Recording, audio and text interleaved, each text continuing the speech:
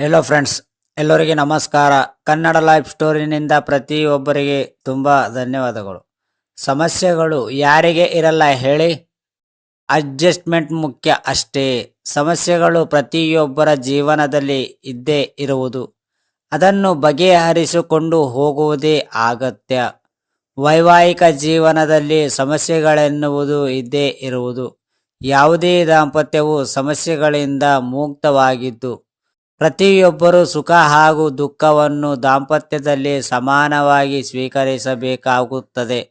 ಸಂಗಾತಿಗಳಿಬ್ಬರು ಜವಾಬ್ದಾರಿಗಳನ್ನು ಅರಿತುಕೊಂಡು ಸರಿಯಾದ ರೀತಿಯಲ್ಲಿ ಸಮಸ್ಯೆಗಳನ್ನು ನಿಭಾಯಿಸಿಕೊಂಡು ಹೋದರೆ ಆಗ ಖಂಡಿತವಾಗಿಯೂ ಸಮಸ್ಯೆಯು ದೂರವಾಗುವುದು ಮತ್ತು ಬಾಂಧವ್ಯವು ಇನ್ನಷ್ಟು ಬಲವಾಗಿ ಬೆಸೆಯುವುದು.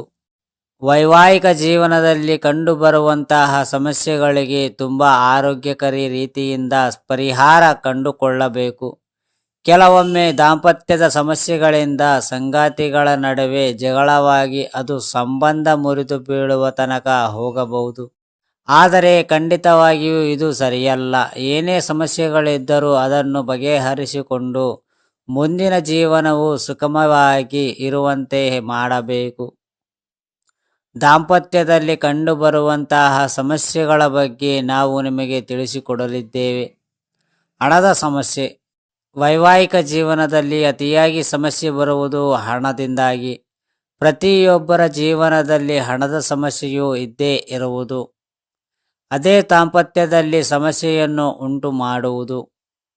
ದಾಂಪತ್ಯವು ಹಣದ ವಿಚಾರವಾಗಿ ಜಗಳವಾಡಿದ ವೇಳೆ ಅದು ತುಂಬ ದೊಡ್ಡ ಸಮಸ್ಯೆಯಾಗುವುದು. ಇಲ್ಲಿ ಮೌಲ್ಯಗಳು, ಅಗತ್ಯ ಮತ್ತು ಇತರ ವಿಚಾರಗಳು ಕೂಡ ಬರಬಹುದು. ಹಣಕಾಸಿನ ವಿಚಾರವು ಇಂತಹ ಸಂದರ್ಭದಲ್ಲಿ ದೊಡ್ಡ ಮಟ್ಟದಲ್ಲಿ ಒತ್ತಡವನ್ನು ಉಂಟು ಮಾಡುವುದು. ಹೀಗಾಗಿ ಹಣದ ವಿಚಾರದಲ್ಲಿ ಸಂಗಾತಿಯಲ್ಲಿ ಯಾರಿಗಾದರೊಬ್ಬರು ಖಿನ್ನತೆಗೆ ಕೂಡ ಒಳಗಾಗಬಹುದು.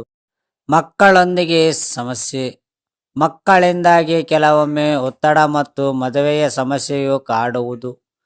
ದಾಂಪತ್ಯದಲ್ಲಿ ಮಕ್ಕಳು ಅದ್ಭುತವಾದ ಉಡುಗೊರೆ ಮತ್ತು ಅವರಿಗಿಂದಾಗಿ ಸಂಗಾತಿಗಳಿಬ್ಬರು ಖುಷಿಯಾಗಿರುವವರು.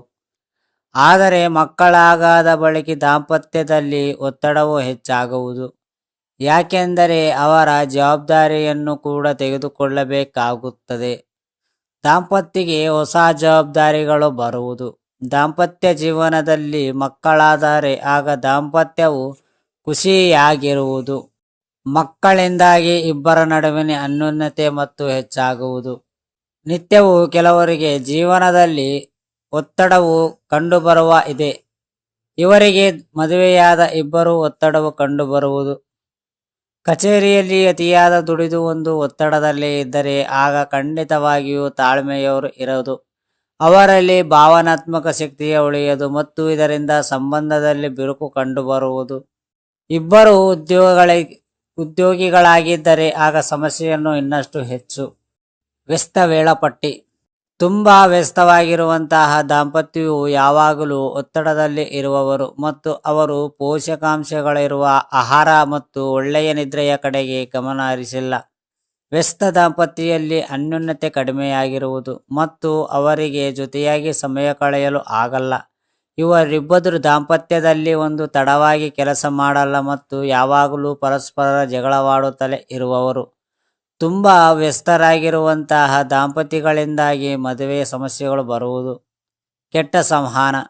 ಸಂಗಾತಿಗಳ ಮಧ್ಯೆ ಸಂವಹನವು ಕೆಟ್ಟದಾಗಿ ಇರುವುದು ವೈವಾಹಿಕ ಜೀವನದ ದೊಡ್ಡ ಸಮಸ್ಯೆಯಾಗಿದ್ದರೆ ಮತ್ತು ಇದು ಸಂಬಂಧವು ಮೇಲೆ ಕೆಟ್ಟ ಪರಿಣಾಮ ಬೀರಬಹುದು. ಕೆಟ್ಟ ಸಂವಹನದಿಂದಾಗಿ ಸಂಗಾತಿಗಳು ವಿಚ್ಛೇದಕ್ಕೂ ಮುಂದಾಗಬಹುದು ಮತ್ತು ಇದರಿಂದ ಇವರ ದಾಂಪತ್ಯಕ್ಕೆ ಬೆಂಕಿ ಬೀಳುವುದು ಎಂದು ಅಧ್ಯಯನಗಳು ಹೇಳಿವೆ. ಕೆಟ್ಟ ಹವ್ಯಾಸಗಳು. ಸಂಗಾತಿಗಳಲ್ಲಿ ಇರುವಂತಹ ಕೆಟ್ಟ ಹವ್ಯಾಸಗಳನ್ನು ಬಿಟ್ಟರೆ ಆಗ ಖಂಡಿತವಾಗಿಯೂ ವೈವಾಹಿಕ ಜೀವನದಲ್ಲಿ ಸಮಸ್ಯೆಗಳು ಕಡಿಮೆ ಆಗುವುದು. ದಾಂಪತ್ಯದಲ್ಲಿ ಯಾವಾಗಲೂ ಸಣ್ಣ ಸಣ್ಣ ವಿಚಾರಕ್ಕೆ ಜಗಳವಾಡುತ್ತಲೇ ಇರುವವರು. ಮನೆ ಕೆಲಸ, ಬಿಲ್ ಕಟ್ಟುವುದು ಇತ್ಯಾದಿಗಳ ಬಗ್ಗೆ ಇಬ್ಬರು ಜಗಳವಾಡುತ್ತಲೇ ಇರುವುದು ಸರಿಯಲ್ಲ. ಪರಸ್ಪರರ ಸರಿಯಾಗಿ ಅರಿತುಕೊಂಡು ಮುಂದುವರಿಸಬೇಕು. ಮನೆಯ ಕೆಲಸದ ಉದ್ದೇಶಿನಂತೆ ಬಟ್ಟೆ ಶುಚಿ ಮಾಡದೇ ಇರುವುದು ಕೆಲವು ಕೆಟ್ಟ ಅಭ್ಯಾಸಗಳಿರುವುದು.